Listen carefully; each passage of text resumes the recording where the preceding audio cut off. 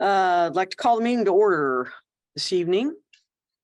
I'd like to welcome everyone who's in the room with us this evening, or viewing or listening through our technology. Want to remind everyone here that this is being recorded, both video and audio. Microphones around the room are very sensitive and they will pick up everything that's being said. So speak wisely. So we've got a public comment section this evening. If you are not signed up, please do sign up here at the front table if you want to speak. You've got a 5-minute limit for when you speak. This evening, we will ask you to provide your name and address when you do that. And if you are attending this meeting via Zoom, you would use the raise hand feature, which is in the, I think the lower, that's at the bottom of the screen. And if you are joining us by phone only, we would need you to press *9 if you would like to address the board. And we would ask you when you're addressing us to address the board only. All right, and we're making sure we got the sign up sheet. All right. We would ask you also not to disclose confidential information, including account numbers of accounts that you are not the owner of, or any other confidential information here in the public setting. For the reasons I just stated, this is a public meeting. And staff is not able to provide individual account information for that same reason as well during the meeting. So any other concerns, you guys are always welcome to call us, to email us at the BPU. All of our recordings of these meetings also are on the website. My name is Rose Mulvaney Henry, member at large, position 3. I'm currently the board president. Other members of our board and staff include Bill Johnson, our general manager. David Haley, member at large, position 2, who is just joining us from Topeka remotely this evening. Mr. Tom Groneman, 2nd District and Board Vice President.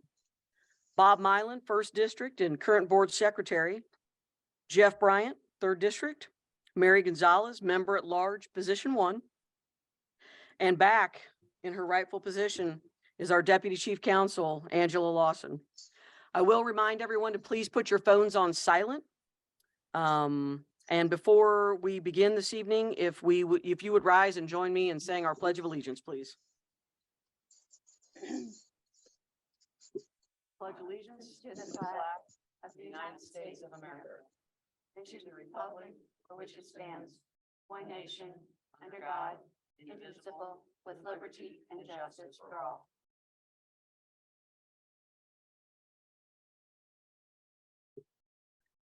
Angela, can I get a roll call, please?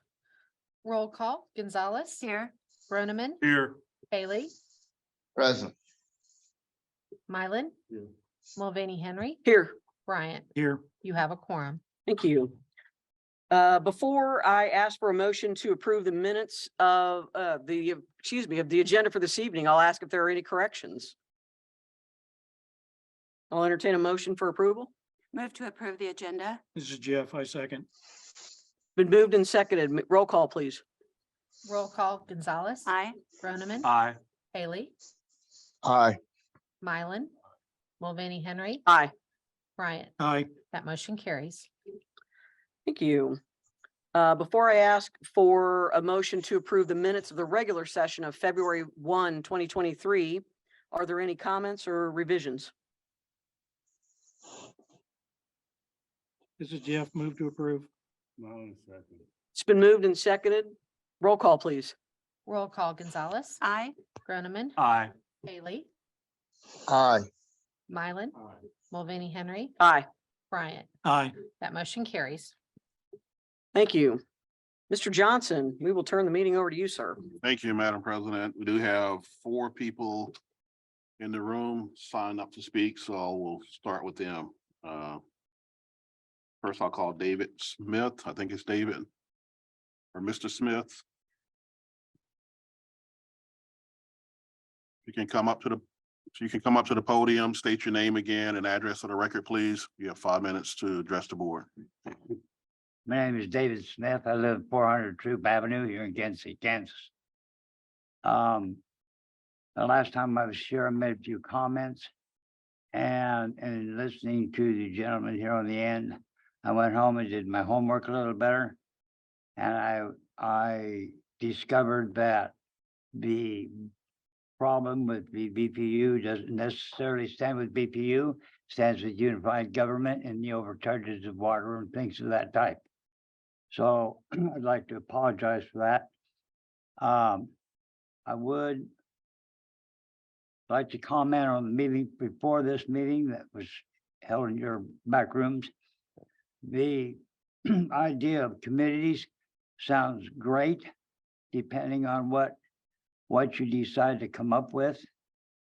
And hopefully it will do some good. I don't know whether it would do any good or not to put the meetings of that particular type in the envelope with the bill to advise people what you are doing. I don't know whether that'd be any good or not.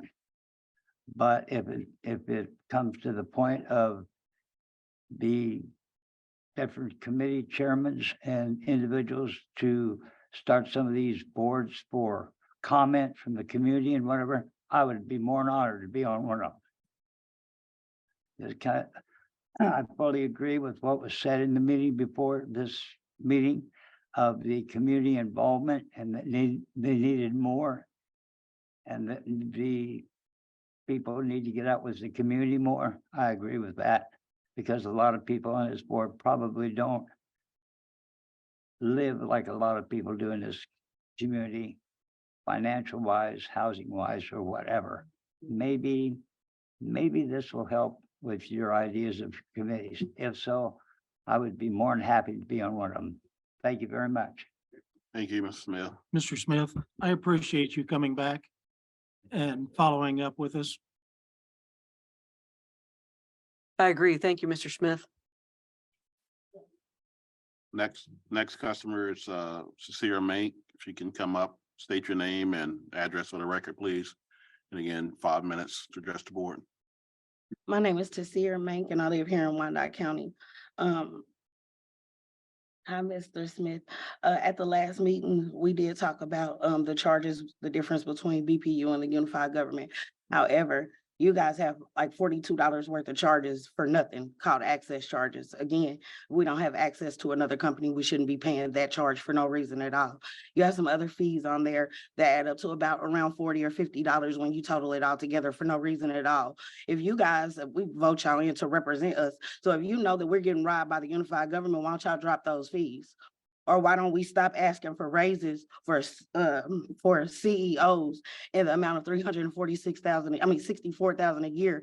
And then we got a new Kansas City Star thing that said he was asking for another 100,000, and that was just recently. So I mean, y'all are spending like we got the money to pay for all of this. I also looked at y'all's budget of how much y'all make a year and y'all's expenditures are way less than how much y'all are bringing in. So your profits are a lot.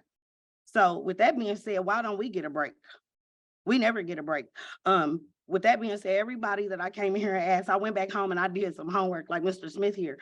Everybody who almost got double charged had those meters, those new smart meters you guys put on the houses. I also looked at their website and did some investigation and called them. And they said that, yes, they do have some faults in them and they can double charge and overcharge people. So can y'all please check those meters for the month of December and January, because people were overcharged. Their bills almost doubled for those months.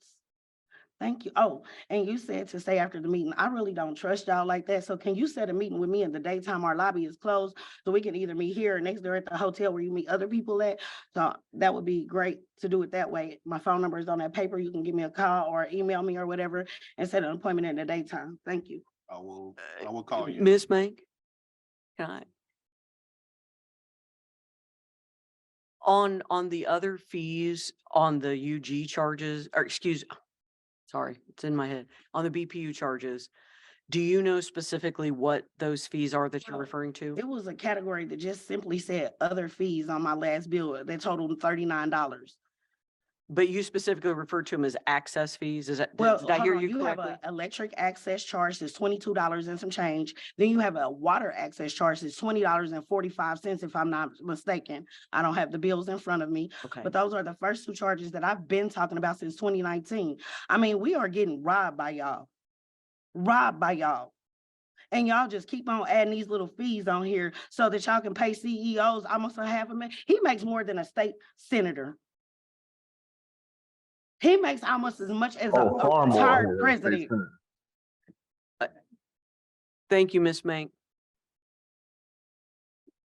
Next, Ty Gorman, I would ask to come up.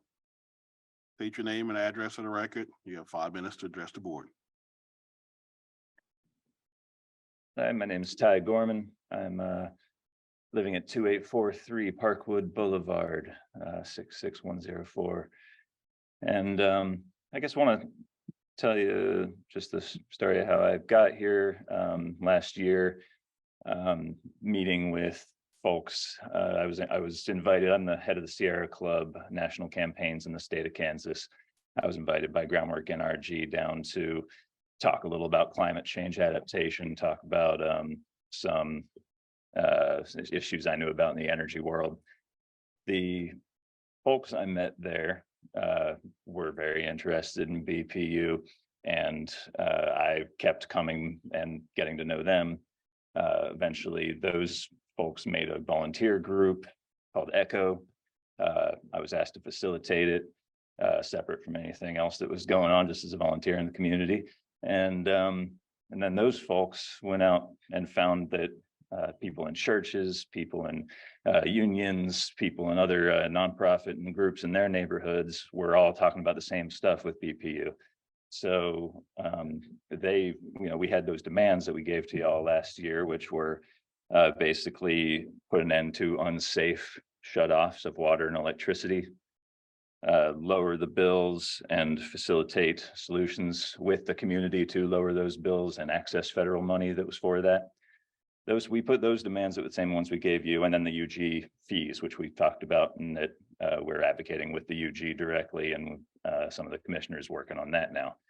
So those folks went and got hundreds of signatures of their neighbors and folks in their lives that just had the demands written, and then names and address and phone number and that. So I have those pieces of paper if I need to bring those in and to show them the original signatures.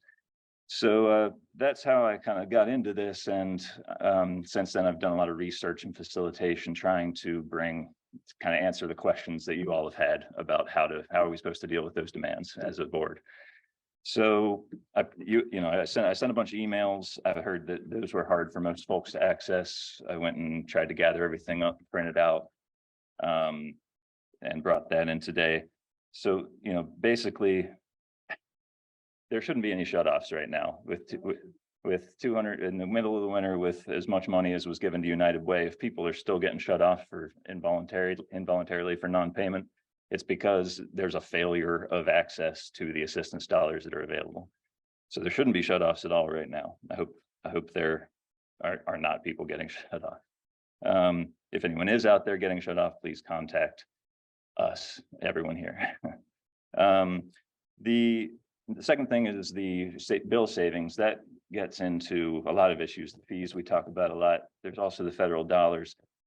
And there's so many programs there that are available. And the issue I have is that there's no transparency in what staff are doing. Obviously, we could talk about those programs, and I've given you links to spreadsheets. That's just reams of information about these programs. And it's not the board's responsibility to understand all that detail. It's not only staff, but commission, and those interactions that are being had by paid staff to bring these resources to Wyandotte should be transparent and provided to all of us in a format that's easy to access. So I would ask you to ask staff for that transparency, and to last of all, develop the working groups that you said last year. You were all, I think 5 out of 6 You have you 1 said minute. last year that you wanted to directly communicate with the public more. you wanted to have involvement of the public into this process in a way other than the 5 minutes here, that folks get to come and voice how they're angry about things going wrong with BPU. Lots of solutions available to work directly with the community on. The two main buckets I see are the lowering rates long-term, which gets into best practices in the integrated resource plan, gets into best practices for, how the fees are levied. I'd say the watchword here is regressive fees. Yeah, whether it's the UG, whether it's for whatever purpose, wherever the money is going, these fees are regressive because it's a flat tax that is borne by the people who are the hardest up, the most vulnerable, are paying the highest percentage of their income. And that's not right, no matter what the fees are for. They need to be replaced by progressive taxation structures or other means, and certainly separated from the bill, which I know all of you are in agreement with that, but people shouldn't be getting their water and power cut off, Fine. obviously, for that. So should I approach now and pass these out? Is that best? You can leave them with me. Okay, there's 6. I only did 6 copies for. That's fine. Thank you. Thank you. Hey, for coming Mr. on. Gorman, if you would stay there for a second, I've got a couple questions for you. Sure. So first of all, I want to thank you for your continued efforts to try to educate this board on a variety of topics. You have not gone into the night, and you are still here, and I appreciate that personally, and I think the board does as well. One of the things that were you able to listen to any of our meeting that we had before? Unfortunately, I didn't know wasn't. what time you showed up, so I don't know. No, yeah, unfortunately, I didn't get to hear that, and I was worried you all were talking about something I was gonna bring up here. Well, no, so- that's okay. I just I want to let you know that we did decide in that work session that we have formed a committee of a subset of the board to try to, well, not try, but we will establish what we think the ground rules are moving forward for this community engagement. We're still uncertain as to how we want, how to go about it without excluding anyone from the community, right?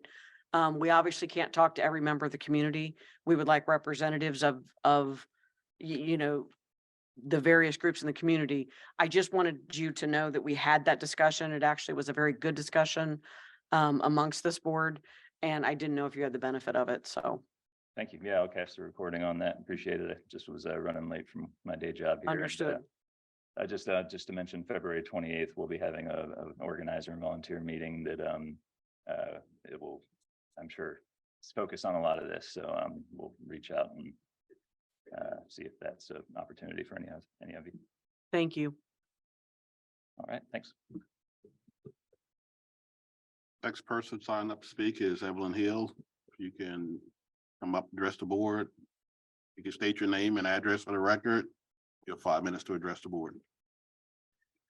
Good evening. My name is Evelyn Hill, and I live at 640 Washington Boulevard here in KCK. And thank you for this opportunity to speak. Madam President and board members, thank you. I am here tonight as part of the members of the Justice and Equity Coalition. And so first of all, I'd like to say we want to thank Mr. Johnson and his team. They have met with us several times as we have brought to his attention some items that we felt were inequitable for our community members. And several of those items we had put in a PowerPoint and which address several policies that BPU has.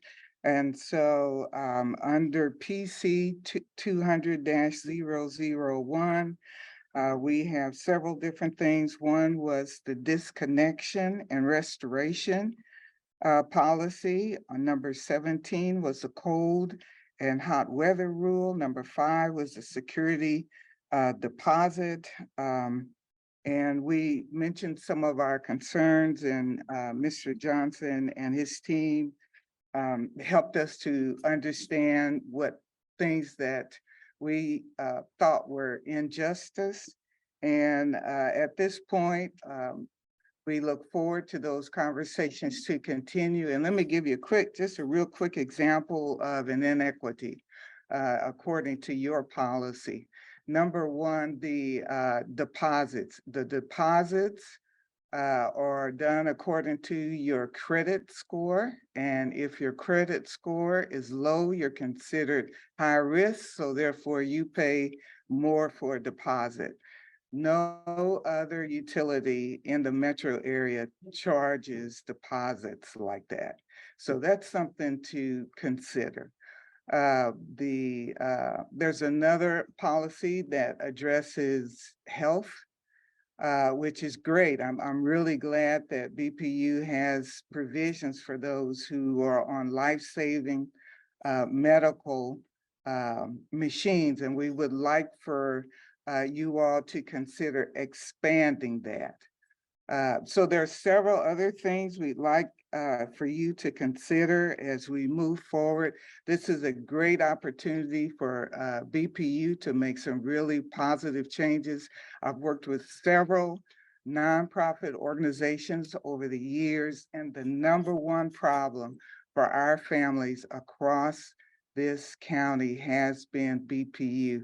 When I was on the school board, one of the things that we heard was one of the reasons for so many homeless kids in our community was because of the BPU bills, the deposits, and all of the different fees and charges on both sides. I understand there's a UG charge and I understand there's BPU, but combined, the community, many times those less fortunate, those that are marginalized, find themselves drowning.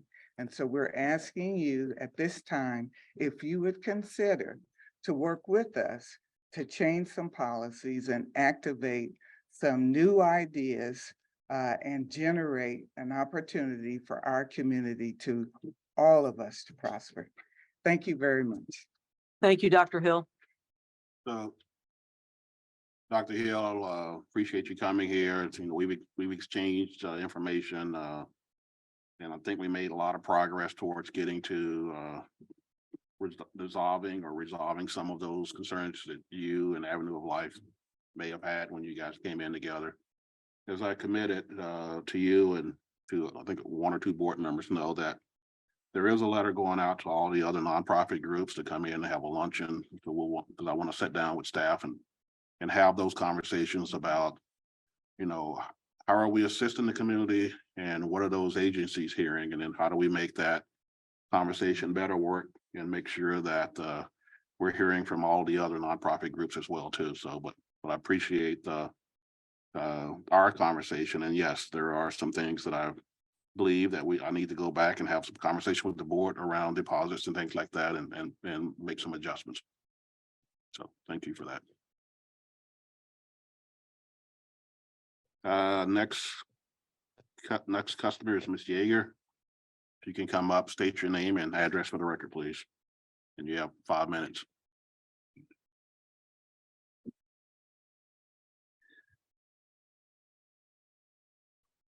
Good afternoon. My name is Lisa Walker Yeager.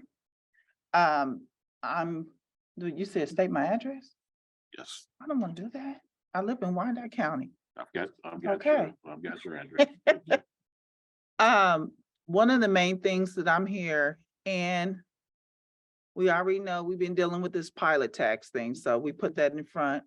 And Mr. Johnson, thank you for attending that meeting with Community Conscious Network.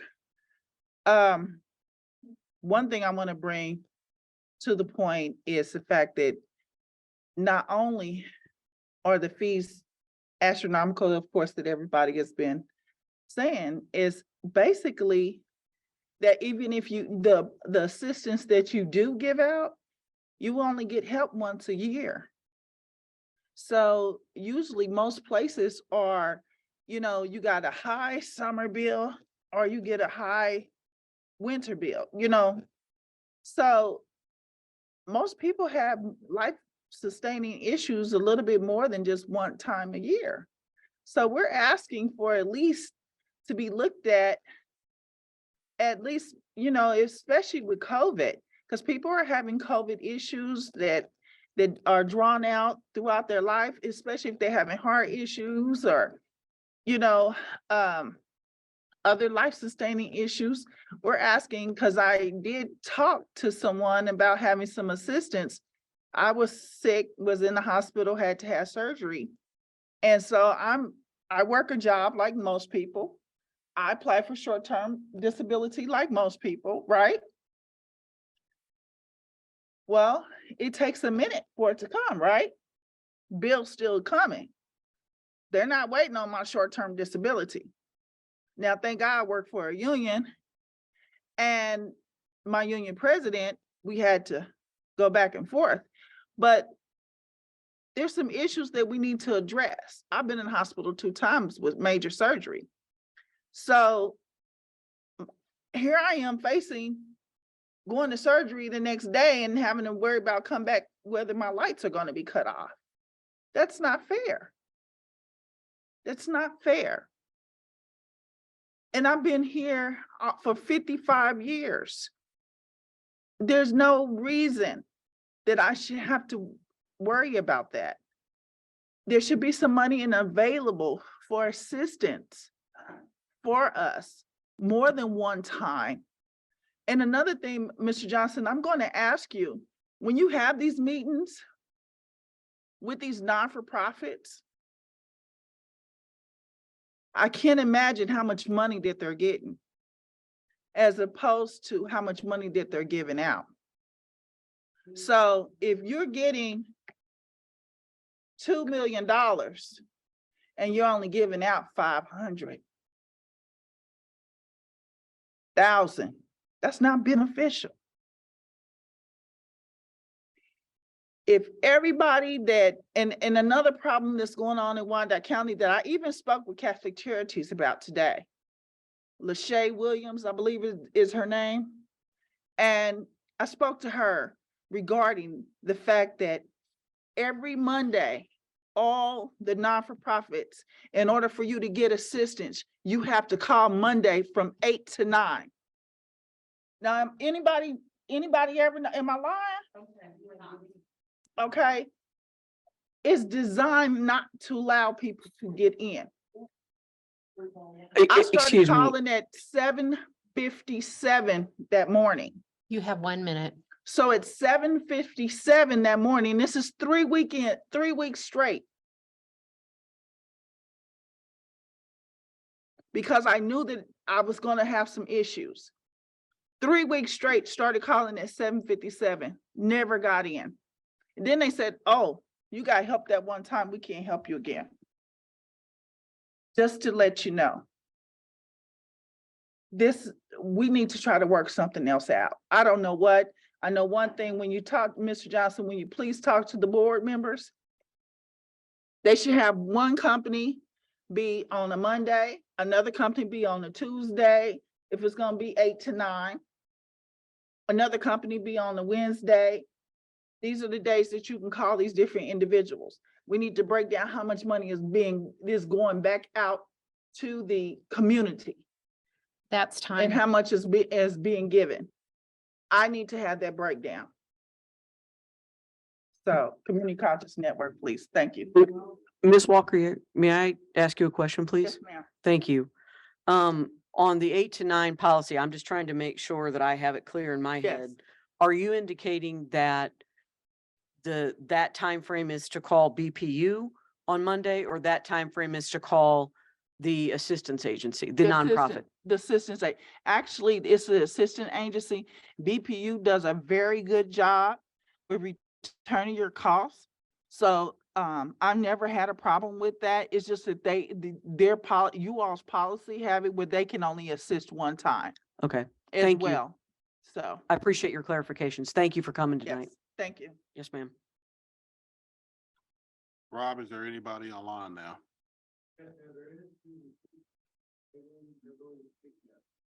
All right, if you can speak, if you can pronounce your name and address for the record, and you have 5 minutes. Yes, I'm Susan Stevens, 4018 Silver Avenue, 66106. I'm with Community Conscious Action Network too.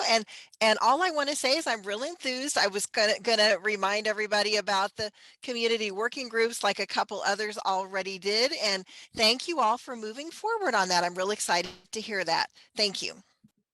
Thank you. Rob, is there anyone else? No, sir, there are no other hands raised. Thank you.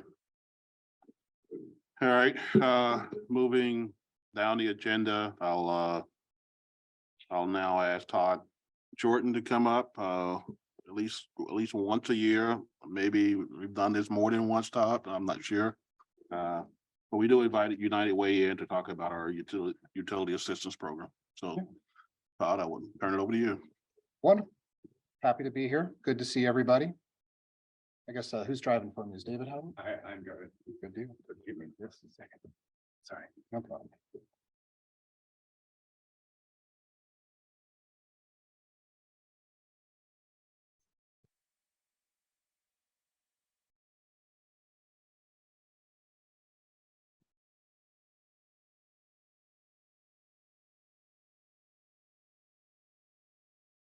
Okay, you can go and go to the next slide. I wanted to say thank you first to the BPU employees. Once again, they held a United Way campaign this year and have raised a phenomenal amount of money for the community. Over the course of the lifetime of BPU, they've been working with United Way, have raised north of $1.3 million. And combined with the Board of Public Utilities corporate gift, which supports the utility assistance program, has raised $2.8 million. That has ultimately supported about 63 agencies that we are currently, funding, that are providing services to different individuals across Wyandotte County.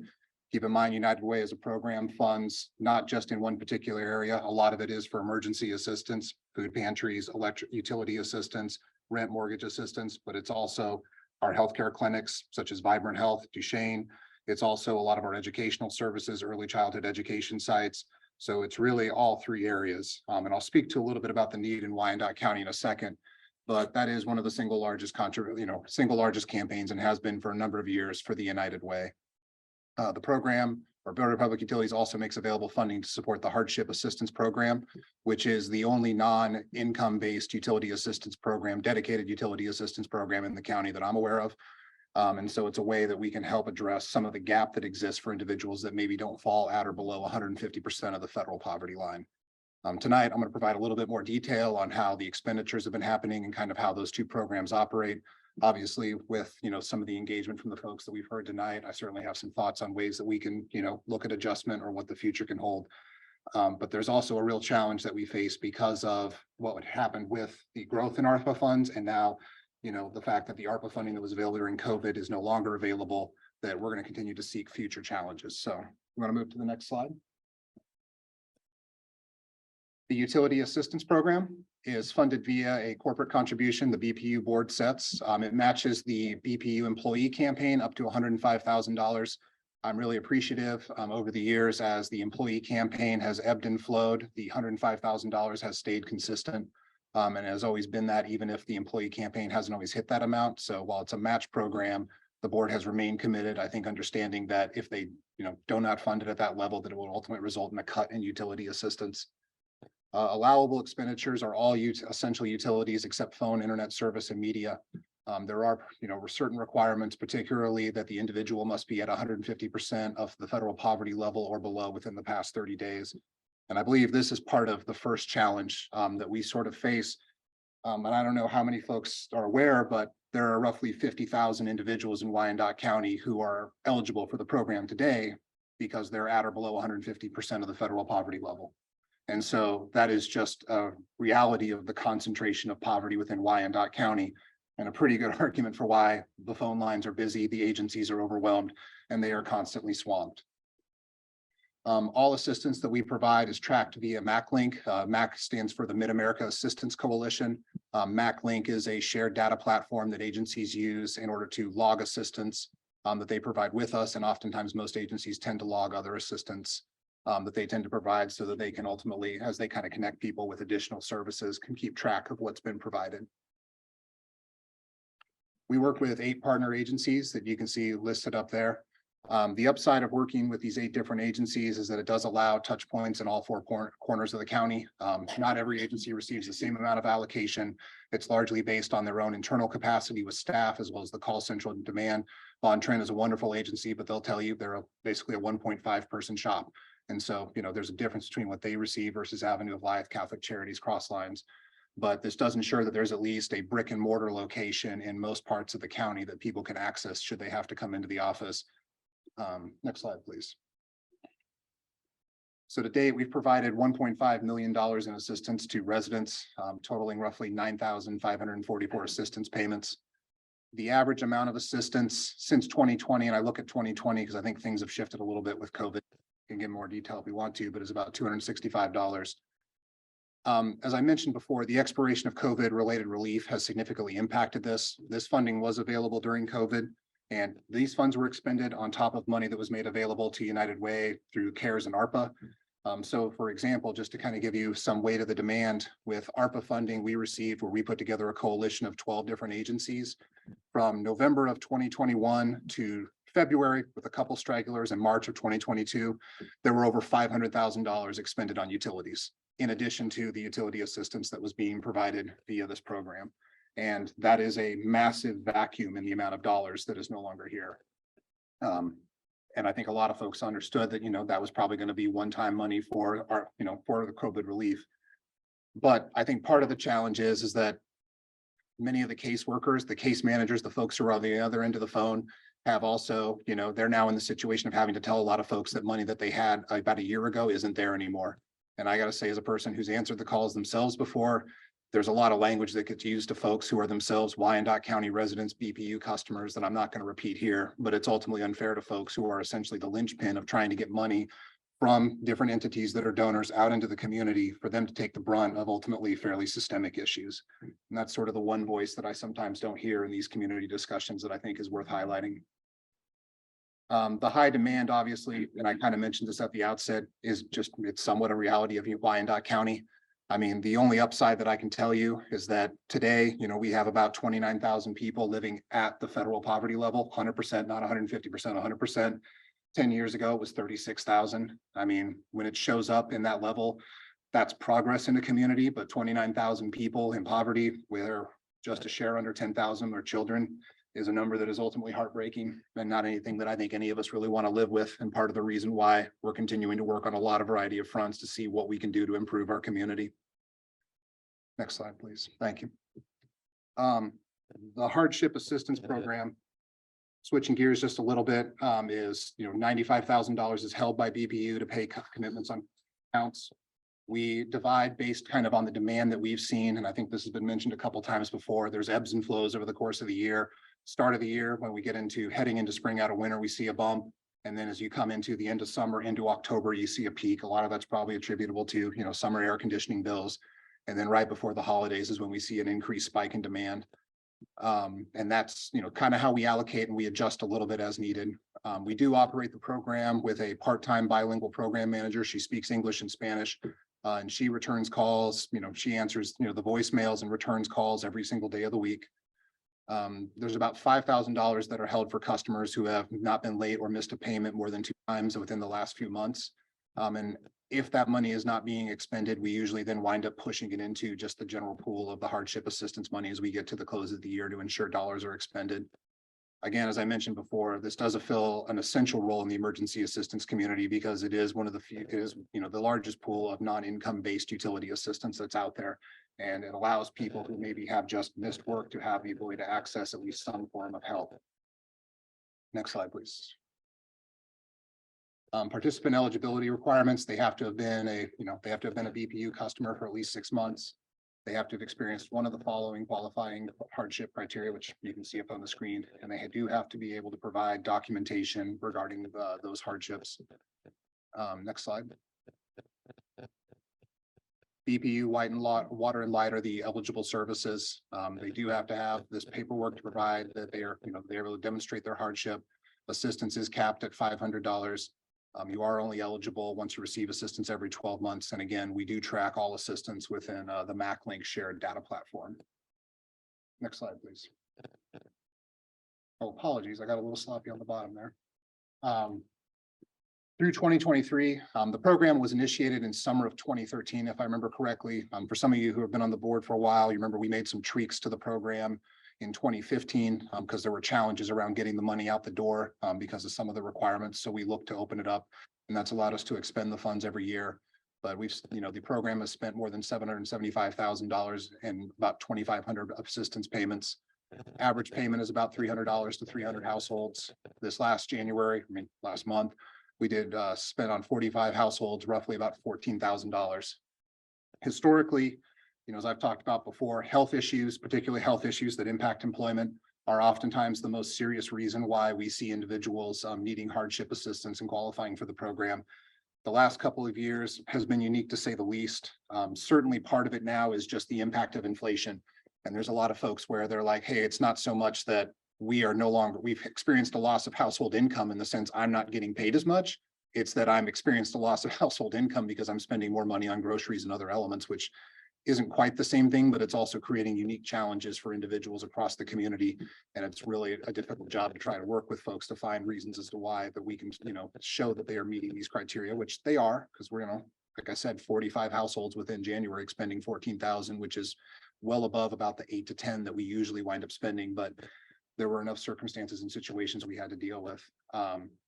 I think one of the larger challenges we oftentimes face is, individuals waiting until maybe they're disconnected, or if they've ultimately, maybe for whatever reason haven't heard of the hardship program, or if they've heard of it, they've called, and then we try to get them processed for assistance. Maybe there's issues with, getting their documentation in line, or that their documentation is insufficient. But ultimately the demand is really there. And I can tell you that, we've seen a lot of this over the last few years where it's just a real challenge with, individuals calling, and then we try to connect them to the essential services, connect them with additional wraparound services, because it's usually not a utility payment. It's a utility payment. It's a food pantry need. It's ultimately the need for maybe stronger sets of programs that could assist with, their home and making it so that it's more energy efficient. So there's kind of like a deeper problem where utility assistance is addressing sort of a symptom, but we have to be speaking to the fundamental economic cause. Final slide, please. I do thank you for your support. I know that this is a challenging position, but there's a lot of money that the Board of Public Utilities does put into the community. I can share as the executive director of our call center 211, which is a 24-hour-a-day information referral service. This last year alone, we had over 1,600 requests for assistance for utilities, and I think about 1,200 of those or so were for electrical. Wyandotte County doesn't, on volume, isn't the highest. Jackson County is, just because there's more people in Jackson County, but the demand out of Wyandotte County as a percentage of our calls is certainly high, and I think that's a reflection of just the concentrated level of poverty within the community. Our year-over-year requests are higher. Our month-over-month requests, basically since this summer, have been higher, with people calling needing help. So I'm appreciative of the additional dollars that have been allocated. We've put the $250,000 into the utility assistance program, so that we're going to have just over $400,000 available this year. I did the next round of the allocations to the agencies this morning. There was one agency that had $63 left, and it doesn't mean it went away. It just means that it rolls into the next month for them. So it's not like a use it or lose it thing on that. But the dollars are being pushed out. Again, when there's 50,000 people at 150% of the federal poverty level, you can see the demand that is there. And so there's progress within the last decade, but there's a lot of work that fundamentally has to happen in all parts of the community in order to really get to a level that I think we want to be at. I guess I'll pause there. That's kind of the end of the content that I had, but I'm more than happy to answer questions.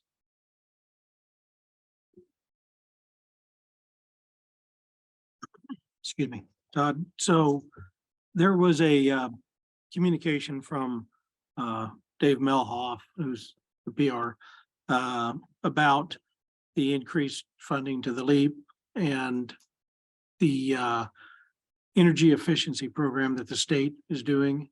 Are you aware of those programs? Yeah.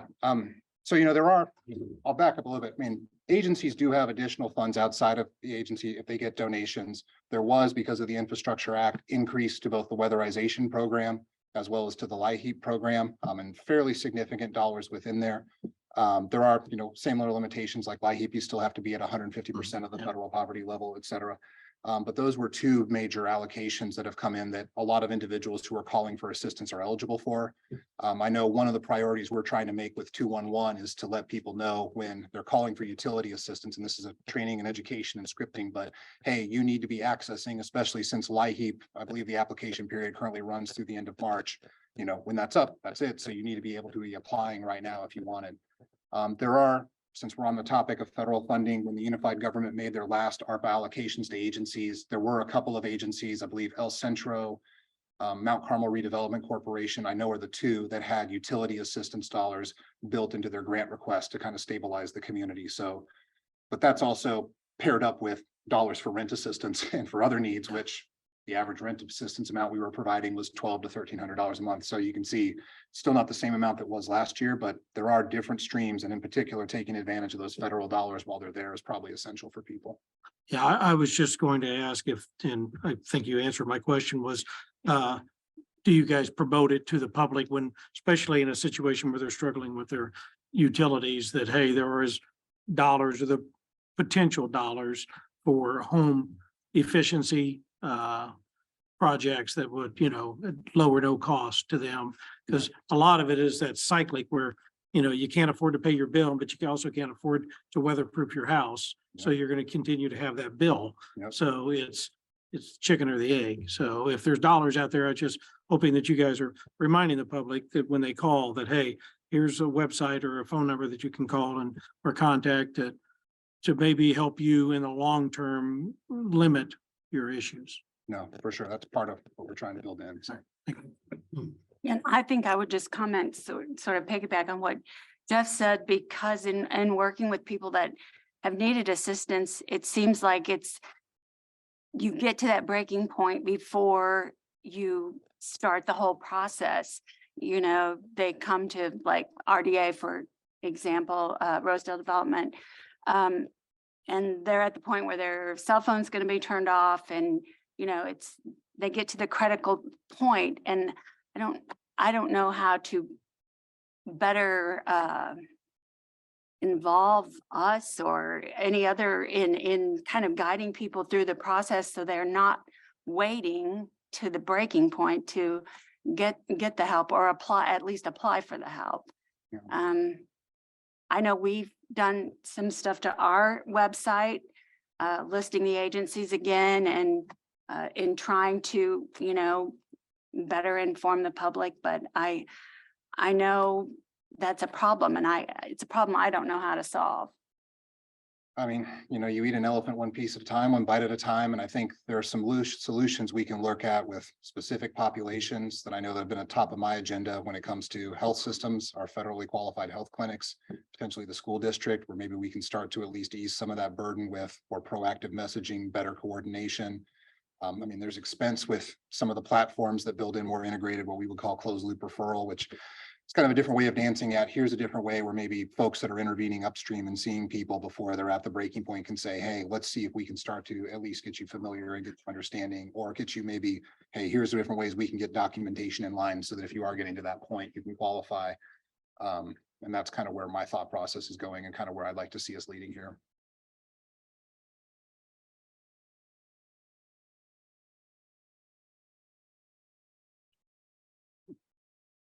Todd, I always appreciate you coming in, and Thank you. thank you for all the information. Hopefully, people that are left listening can, take some of this and understand that there are limited assistance dollars out there. There's not an unlimited amount of dollars that are available, but, please take advantage of what is there. And there are deeper root causes to what we sometimes have to deal with and our community have to deal with a certain condition of homes and things that people live in. Okay. And somehow that has to get addressed. Okay. It BPU bills will be high if homes are not properly insulated, if other things don't happen, to help improve the, where and how they live as well. So thank you.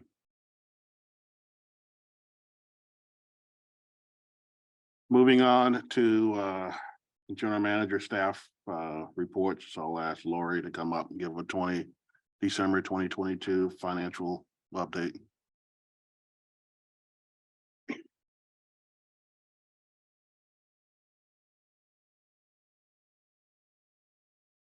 Good evening. So these are going to be preliminary reports. So we'll present in preparation for our annual audit. That'll be beginning around the 21st of March. The auditors will be here for about 4 or 5 weeks. They do work remotely with us. So there are a few items that are still outstanding that we're waiting on completion before we get started on our audit. Every year we do our coal mine, Brushy Creek coal mine healthcare actuary report. And there's also a land reclamation actuary study that's done. So we're waiting on the results of that. We'll also have about another month of accruals, payments that were made in 2023 that were for 2022. And then the final thing is the retainage that we need to book for our construction contracts. So once the audit's complete, we'll be back to present the audit report in May and then finalize all the monthly and quarterly reports that have been presented in a preliminary state. So first of all, first page on our, this is looking at our build usage through December. So our residential was up slightly by about 1%, commercial up 4.5%, and our industrial was up 15.5%. So at the end of the year, we're seeing our usage above 2021 levels by about 6%. On the water side, we saw residential pretty much in line with last year's usage. Commercial was up around 6% and industrial was up about 7.5%. So our, commercial and industrial usage had a little bit of growth, while residential was just slightly below our 2021 level, but I consider it the same as 2021. For our revenues for the month of December, in comparison to 2021, our revenues were down on the electric side by about 7.2 million, and water was up about 200,000. So overall about 7 million or 18% below 2021. From a budget to actual perspective, we were up about 6 million in comparison to budget. The electric side was about 6.4 million and water was down about 400,000. So our electric up on a percentage basis was up 30%. Water was down 11%, so a combined 23%. Some of our core sales of our revenue were up overall about 4.5 million over our projected budget. One thing was we didn't project as high as an ERC than what our actual was. The other variance there were wholesale sales were over projected by about 1.3 million. On the water side, basically core sales were down about 400,000. That pretty much represents the drop to budget there. On the revenues from a year-to-date perspective, in comparison to 2021, we're up about 7.4%. Electric was up about 23.7 million, while water was up about 1.9. From a budget to actual, we were up 13%. That represents about 42.8 on a combined basis. 42.3 of that was on the electric side and 500,000 on the water side. So down below, some of the variances there, electric, we're up 15%, residential around 5 million, commercial about 16.5, industrial about 6. Our schools were up about 1 million, and our wholesale was up about 11.4 million. Main driver in that was our ERC rate, our fuel and purchase power pass through. Just the cost of our fuel and purchase power. On the water side, we were up 1%. Residential was up slightly, about 270,000, while commercial was up about 450,000. And now our industrial and wholesale were pretty much in line with budget. Our operating expenses just for the month of December, in comparison to 2021, shows our drop was about 92%, or 2021. And on the budget to actual, it was down to about 86%. So I'll explain that a little bit. So that's a major drop. We did recognize the under recovery of the third and fourth quarter ERC. So we had an under collection of about 14.8 million. And then that impacted the electric side. And we also had a reduction of our pension expense. So our pension expense is related to our accounting standard of GASB 68. And so it looks in arrears. As far as we're looking at 2021 investment activity on the pension side, and we have to recognize it in 22. So we had a reduction of expense in 6.3 million, and that was between both electric and water. So when we do 22, since it wasn't a good year for investments, it'll move around the other way. So it's a very fluid activity. So we booked that in December. So once we get the report and everything, so that's why the actual month is showing those variances.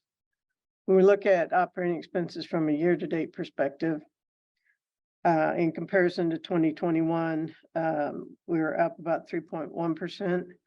About 8.6 million on the electric side and down 700,000 on the water side. From a budget to actual, we're up about 7.8%, 19.2 million on a combined basis, 22.4 million on the electric, and 3.2 million down on the water side. The reduction of the ERC is impacting this, as well as the pension. We did have transmission and distribution was down overall compared to budget by about 3.5 million. And then on the water side, the major part of that was pension. Also production expenses were down in comparison to budget by about 1.3 million. Next slide just takes depreciation out of the mix. So we're about 2.6%. Above 2021 levels, which represents about 5.8 million. From a budget to actual, we're about 18.7%. So that represents about 18 million. So our purchase power overall being up 21.7 million over budget, and our fuel about 23.2 million. And then production was slightly above by 300,000. And then our T&D down 3.5, and our general administrator down 7.7. On the water side, all of their expense categories were below budget, with production 1.3. T&D was pretty much in line, just a slight drop of 40,000, and our G&A was down about 1.8 million. Next slide is our change in net position just for the month of December. So we had a negative change in net position in December of 2021. We had a budget of a positive 692,000. And then for the month of December, we recognized the 24.3 million positive change in net position. And year to date, 2021, we had a positive 34.7 million. our budget has a projection of 28.2 million. And then our actual is about 49, almost 50 million. So 38.6 of that is on the electric side and 11.3 on the water side. And then this is our 10-year trend. Just a comparison on that last column on 2022. So revenues for the year to date through the end of the year is about 320 million. And the overall expenses, this is just operating expenses, operating and non-operating expenses are 281 million on the electric side. On the water side, we have about 52.8 million on the revenue and 42.9 million on the operating and non-operating expense side. This slide is just look at our average daily collections. So for the month of December, we had 1.7 million average for the days collections. So just looking at the full year, our 2022 yearly average ends up being about 1.7 million. Our yearly average in 2021 was about 1.5 million.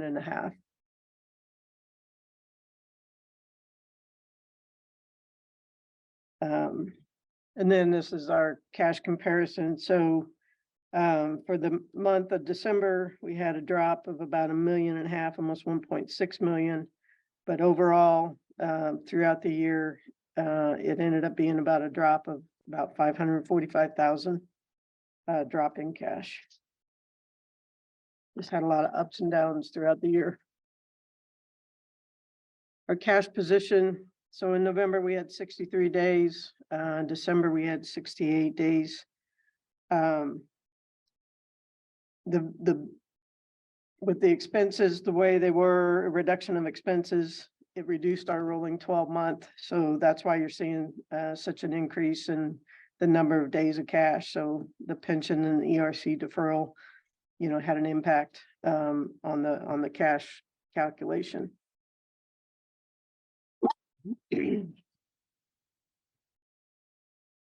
Next slide is our historical look at days on cash on hand. So as you can see, we're right about 68 days, which we were a couple months ago, and have been staying kind of below that mid 70s to upper 60s days of cash over the last year. The next slide, typically, as the red line, if the cash goes up, the red line goes up.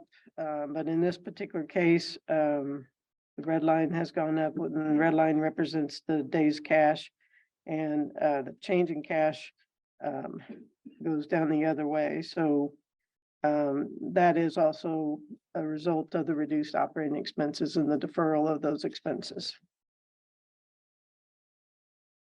Some of our balance sheet items that we report on, our fuel inventory is the value is about 8.9 million. Currently we have about 44 days of coal on hand. We still have our 2016 C and 2020 A bonds. So we still have about 700,000 on the 16 C and about 800,000 on the 2028 A. On our capital spending, so we've spent so far 40 million on a combined basis, about 22.5 on the electric side, 13.5 on the water, and about 4 on our common, which is mostly our technology. We had a budget of about 56 million. So we have right at this point 29% remaining of the budget. We still have another month of accruals, so that could impact a lot of some of the spending numbers here in this last month. So some of the major projects there. So the Dogwood In capital, we contributed about $1.5 million. We spent about 3.3 on the Fisher underground feeders. We continue to work on our pole inspection program with about 2.6 million. And then our annual underground and overhead combined is about almost 4.5 million. And then Water's working on their 7 million gallon tank replacement. So they spent 4.6 million so far. And their transmission improvements are about 1.9 and distribution valves and system improvements are about 2.5 million. Last slide looks at our debt coverage. On a combined basis, we're at 2.86 times with 2.75 on the electric side and 2.16 on the water side. Looking at our debt coverage without pilot, we're at a combined 2.15. So about two times on the electric side and 1.7 on the water side. With that, I'll answer any questions. Thank you. Thank you, Lori.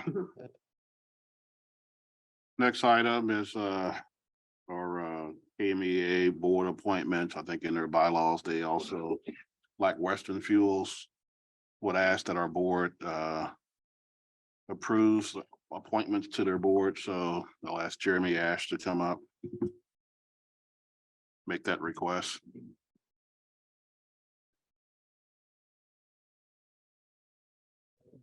Thank you, Bill.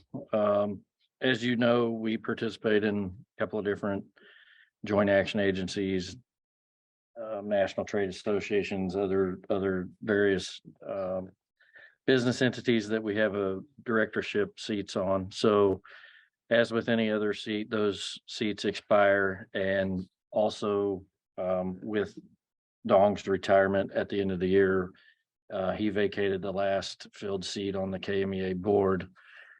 So we have two director seats and an alternate seat, and would ask that you approve resolution number 5283, seating myself as director number 1, Jaren Pertee as director number 2, and Bill Johnson as the alternate director.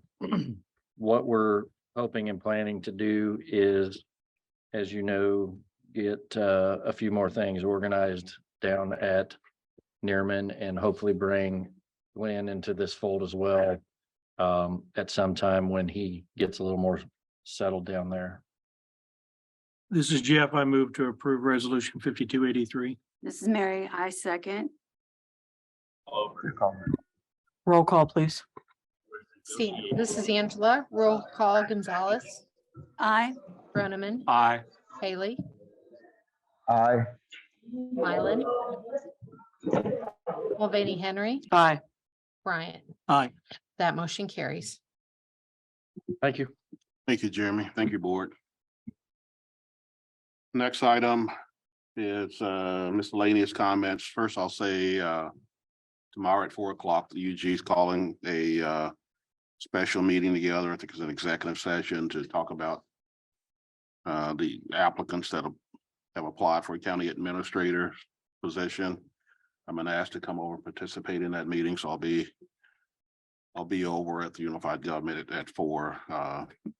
And then anything that may or may not come out of that discussion, you know, if I'm able to follow up, I certainly will.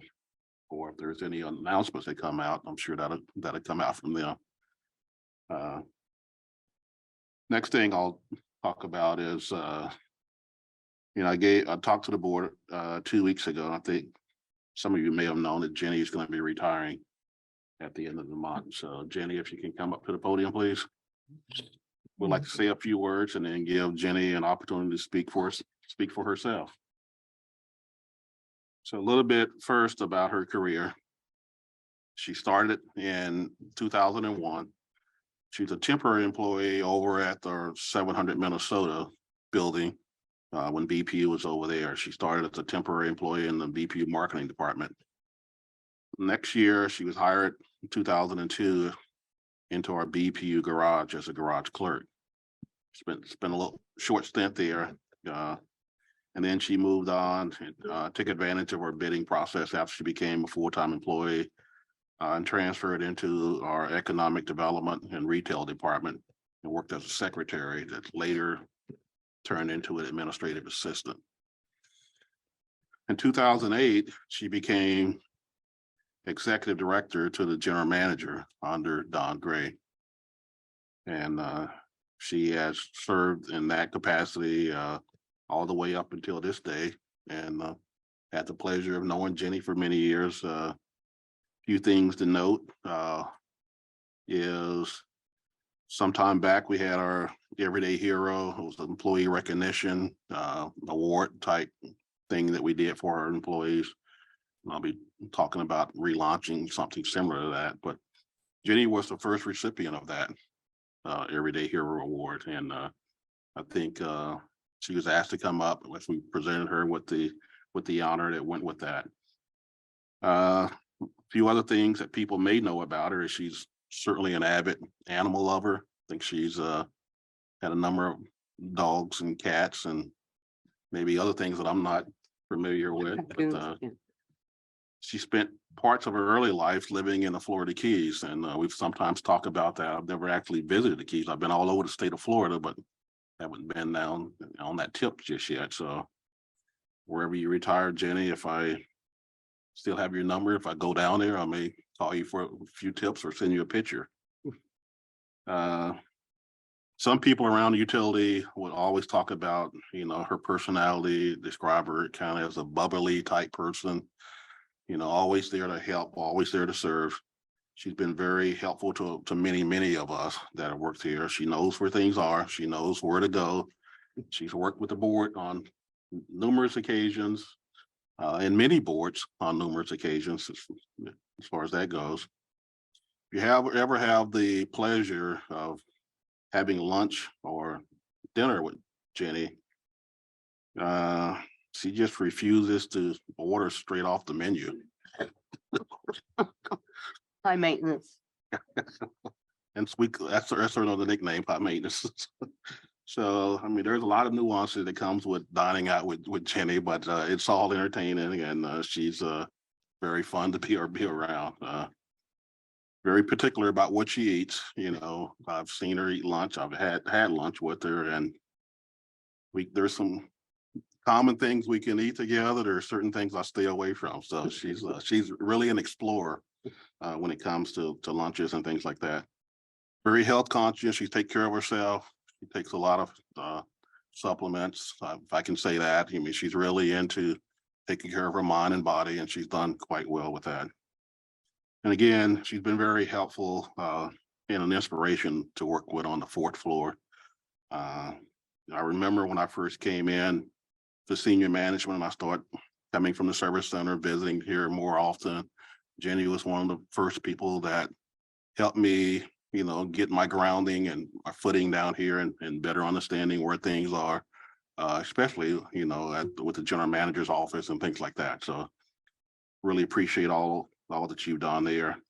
And you continue to serve this utility, this board, this community well, because some customer calls come through your office. I know you get that into the right areas that they need to go to. And oftentimes ask for follow-up, board requests, a lot of board information come through you as well. So I've had the pleasure of working with you, working beside you, and wish you well in your retirement. Thank you. So anything you want to say? I'm too short. Well, thank you for your kind words. I appreciate it. I just want to say that I'm truly blessed for working here. This company has been wonderful to me, and I'm met a lot of great people I'm going to miss, but I won't be far. I only live 10 minutes away, so I'll be around. But I just can't believe on February 7th that was starting my 21st year here. So it's been an amazing ride, and I'm just so thankful for everyone and being able to do this job for as long as I could. And I hope to have many more weird lunches. So if anybody wants to go out and have some strange food, I'm your person. So I just want to say thank you most of all. Thank you.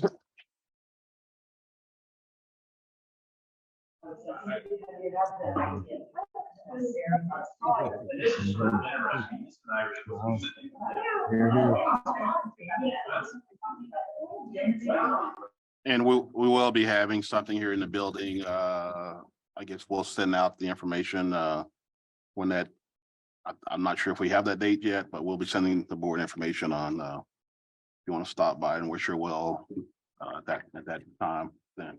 Oh, sorry. Sorry. Have a basic comment. Chris asked me today, and it just went to, so on the 30th at, I'll take it back, on the 28th from 2:30 to 4:30. Stop by, say your goodbyes, wish her well. And Madam President, that's all I have. I'll turn it back over to you. Thank you, Mr. Johnson. Board comments. Ms. Gonzalez? Well, first of all, congratulations on your retirement, Jenny. And I'm really going to miss you because when I get customer complaints and customer calls, Jenny's always the first person I call that and I say, hey, where does this complaint go? How can you help me solve this problem? And so I'm going to miss that or hand that over to someone else. And just thank you to my fellow board members for the conversation and discussion during work session. It's helpful and I appreciate that. Also, glad for the update with the United Way. It's always amazing to hear how much our employees, how much they give, and I sometimes fail to let them know how much I appreciate that they do. That's all I have. Thank you. Mr. Groneman? Yeah, I'd just like to thank everybody that came this evening and addressed the board. The increase in community engagement is very we haven't always had that in the past, okay? And for you to come out now and begin this engagement, it's a good thing, and I'm glad to see that. And I'm even glad that some of the people that came out stayed till the end of the meeting.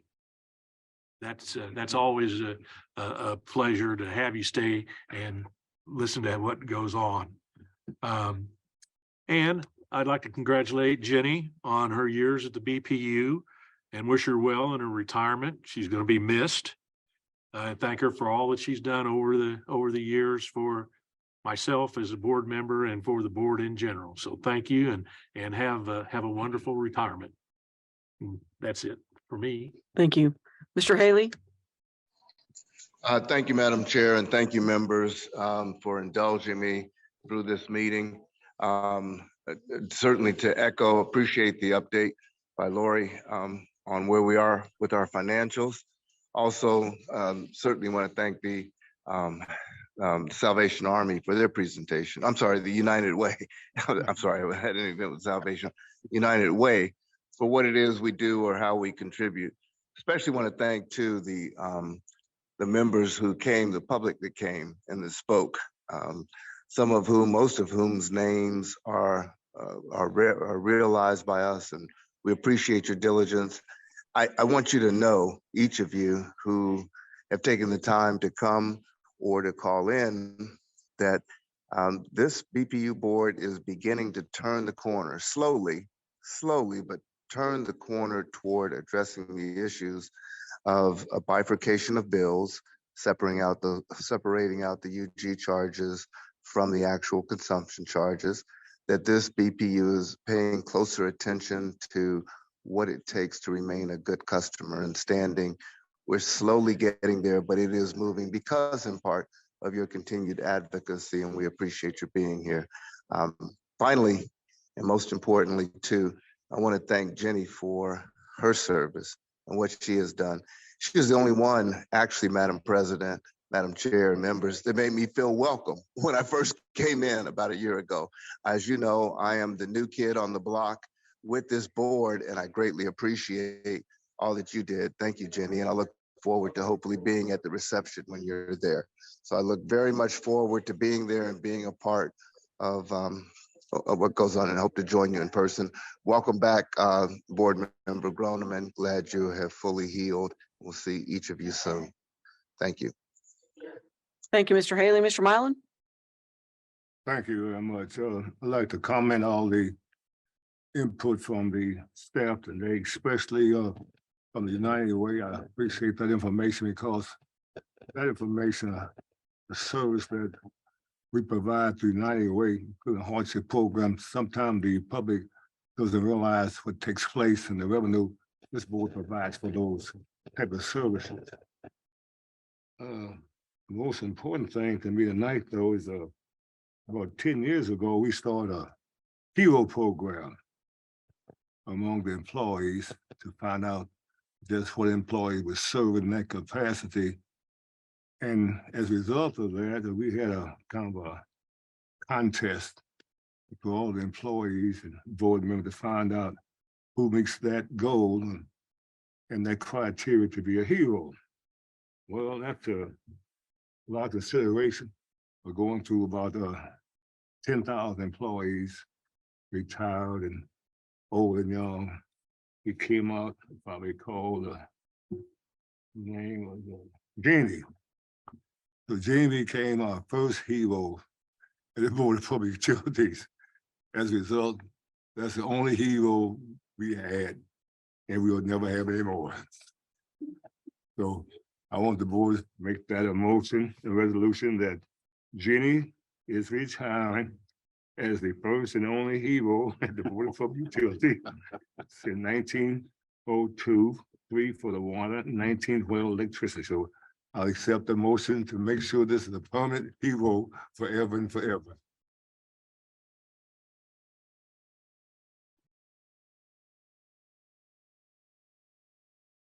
I don't know, Bob. I think Bill said that we might be instituting that program. Well, some type of employee recognition program. So. Okay. Jenny, congratulations. Really appreciate the fine service. And I can let you go, I'll remind you the fine service you've given this board a long time. Thank you very much. God bless you.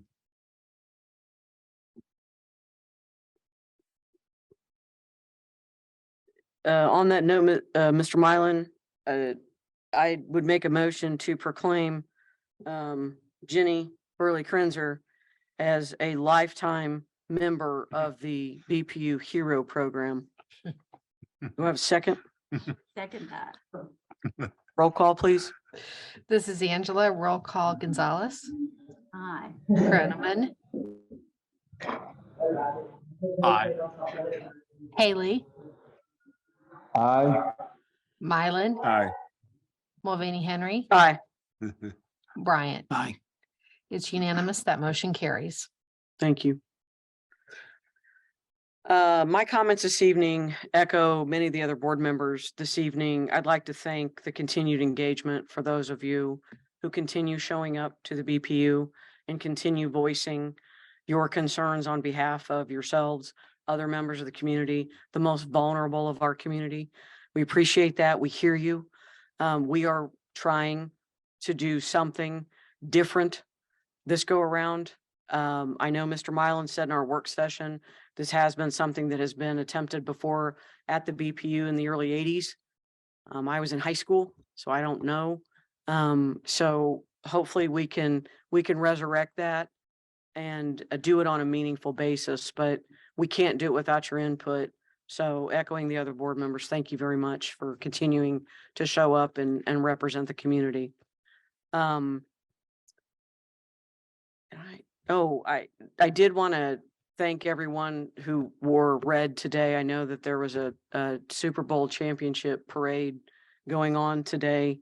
And it is one time where Dennis and Jeremy and I can wear the same color, so appreciate y'all for wearing red, not purple this evening.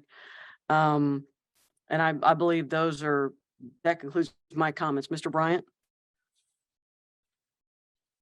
So, every time I walk through the door to come down to meetings, I'm amazed at how much I learned both from staff reports and from comments from the public. So I do really appreciate all the input from all the different avenues of communication, because it helps me better form, wise decisions, my hope. And other than that, Jenny, thank you.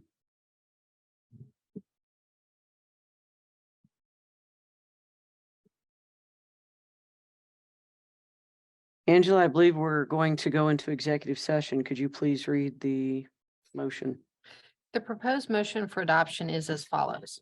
I move that after taking a 5-minute break, the board go into executive session for 20 minutes to discuss confidential matters related to review of the general manager, a personnel matter of non-elected personnel as justified under the exception in the Kansas Open Meetings Act, and that the general manager, William Johnson, and Deputy Chief Counsel Angela Lawson be present to participate in the discussions. All others to be dismissed from the room, and electronic and telephonic transmissions to cease, and that we reconvene in open session, returning to both electronic and telephonic broadcasting at 7:52. 7:52 in the boardroom to either take action in an open session or to adjourn. This is Jeff. So moved. This is Mary, I second. Roll call, please. Roll call. Gonzalez, Aye. Groneman, Aye. Haley, No. He's going to be out. Mylan, Aye. Mulvaney Henry, Aye. Bryant. Aye. That motion carries. If I move to adjourn. Back in session. This is Jeff. Move to adjourn. Bob seconded. Roll call, please. This is Angela. Roll call. Gonzalez, Groneman, Aye. Haley, Aye. Mylan, Aye. Mulvaney Henry, Aye. Bryant. Aye. That motion carries. This meeting is adjourned. Can we take or not?